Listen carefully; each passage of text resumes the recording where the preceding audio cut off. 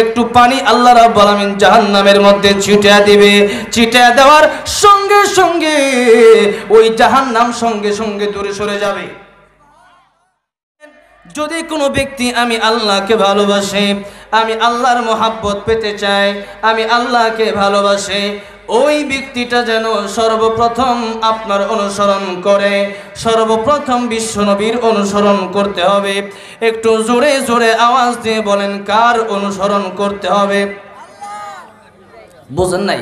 বিশ্বনবীর অনুসরণ করতে হবে। কার? নাকি কাকার? Messi, Ronaldo, Argentina, Brazil, Shakib Khan? তাইলে কার চরিত্র দেখতে হবে, কার অনুসরণ করতে হবে? জোরে কন। বিশ্ব নবীর অনুসরণ করতে হবে। আমার আল্লাহ রাব্বুল আলামিন বলেন, ওগো নবীজি, যদি আপনার অনুসরণ করতে পারে, যদি আপনার সুন্নতগুলি ঠিকভাবে আদায় করতে পারে, আমি আল্লাহ রাব্বুল আলামিন তাদেরকে 2টা পুরস্কার দান করব। একটু জোরে জোরে আওয়াজ দিয়ে বলেন, কয়টা পুরস্কার? 1 নম্বর পুরস্কার হলো, আল্লাহ রাব্বুল আলামিন বলেন, 1 নম্বর পুরস্কার আমি আল্লাহ দান করব, যে ব্যক্তিগুলো, যে বান্দাগুলো, যে উম্মতগুলো আপনার অনুসরণ করতে পারবে, আমি আল্লাহ রাব্বুল আলামিন নিজেই তাদেরকে ভালোবাসবো। 2 নম্বর যে পুরস্কারটা আমি আল্লাহ তাদেরকে দান করব, ওই পুরস্কারটা হলো, তাদেরকে আমি আল্লাহ ভালোবাসে, তাদেরকে আমি আল্লাহ ভালোবেসে তাদের জীবনের সমস্ত গুনাহগুলি আমি আল্লাহ মাফ করে দিব। আমরা কিন্তু গুনাহ করতে অনেক ভালোবাসি, কিন্তু আল্লাহ রাব্বুল আলামিন কিন্তু ক্ষমা করতে ভালোবাসে। যখন ঠিক কিনা? কারণ আল্লাহর নাম রহমান, আমার আল্লাহর একটা নাম হলো রহিম, আমার আল্লাহর একটা নাম হইল গফফার।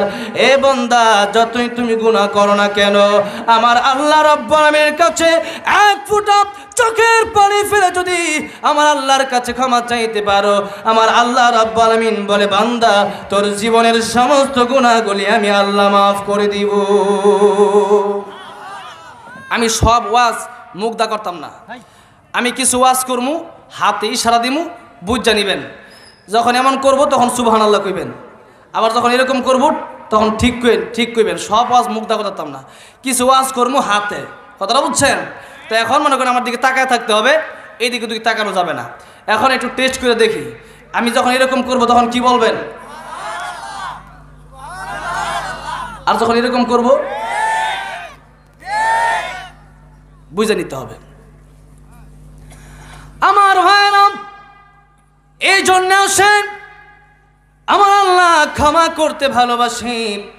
আমার আল্লাহ রাব্বুল আলামিন এটাও কোরআনুল কারীমের মধ্যে বলে দিয়েছেন, قل يا عبادي الذين أسرفوا على أنفسهم لا تقنطوا من رحمة الله إن الله يغفر الذنوب جميعا إنه هو الغفور الرحيم سبحان الله أكبر আল্লাহ রাব্বুল আলামিন বলেন, ওগো নবীজি, আপনার উম্মতদেরকে আপনি জানায় দেন, কোন বান্দা যদি গুনাহ করে ফেলে থাকে, কোন বান্দা যদি নিজের নফসের উপর জুলুম করে, আপনার উম্মতদেরকে জানায় দেন, লা তাকুনাতু মির রাহমাতিল্লাহ, আমি আল্লাহর রহমত থেকে যেন নৈরাশ না হয়ে যায়।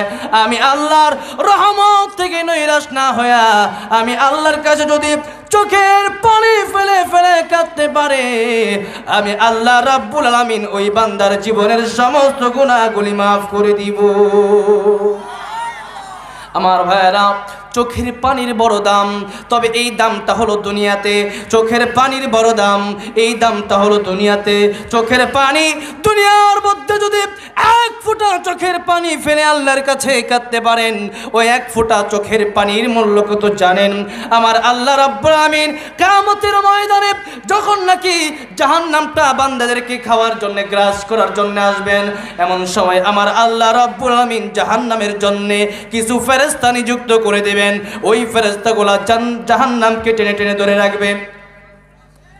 আমার আল্লাহ রাব্বুল আমিনের কাছে ফেরেশতা ডাক দিয়ে বলবেন, প্রভু গো, এই জাহান্নামকে টেনে ধরে রাখতে পারি না, এই জাহান্নাম তো দূরে সরে যায় না। আমার আল্লাহ রাব্বুল আমিন ডাক দিয়ে বলবেন, ফেরেশতা রে, একটু পানি আল্লাহ রাব্বুল আমিন জাহান্নামের মধ্যে ছিটিয়ে দিবে। ছিটিয়ে দেওয়ার সঙ্গে সঙ্গে ওই জাহান্নাম সঙ্গে সঙ্গে দূরে সরে যাবে। এমন সময় ফেরেশতারা আমার আল্লাহ রাব্বুল আমিনের কাছে ডাক দিয়ে বলবেন, আল্লাহ, এই পানিগুলা কিসের পানি?